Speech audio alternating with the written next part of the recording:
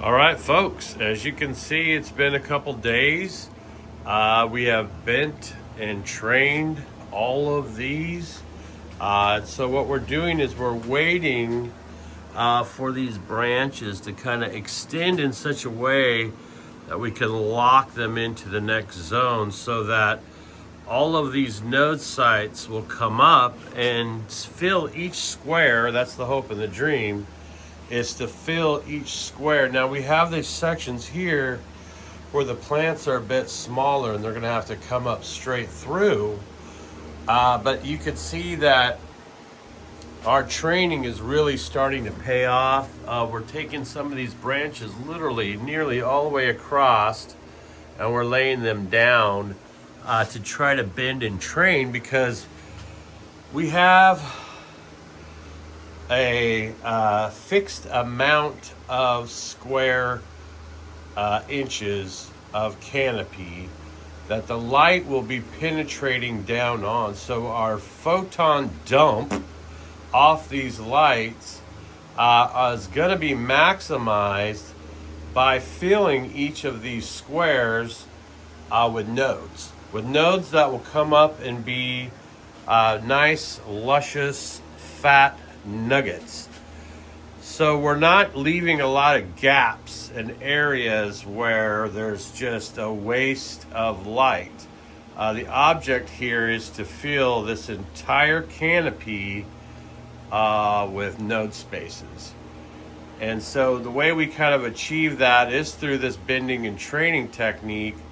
And so I will continue to do this probably for another, I'd say about 5 days, where I'm coming in here and constantly bending and training and getting them to fill out as much of this canopy as I possibly can. And then I'll let it ride. I'll kind of let everything come up and start, as we start hitting into those real stretchy phases, we'll go ahead and let that stretch happen.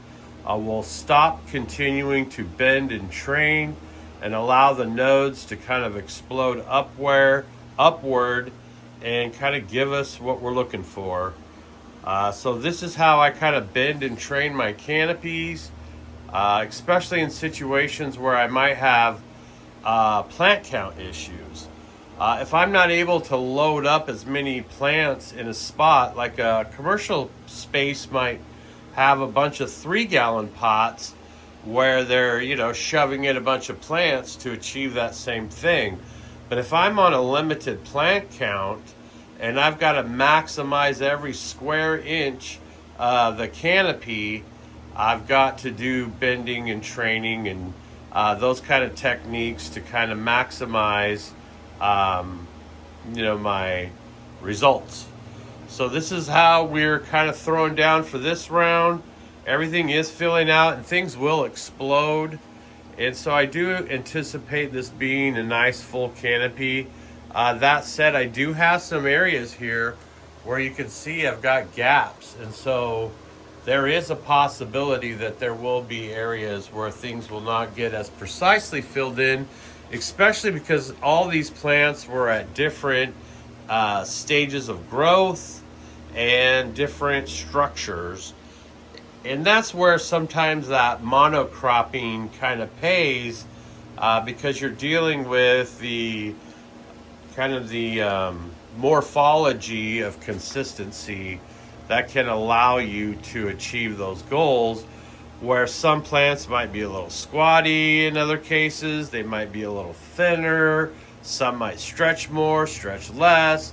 So strategizing that in a multi-layered, multi-variety canopy can be a little more challenging, although it is quite doable. It just takes a little technique.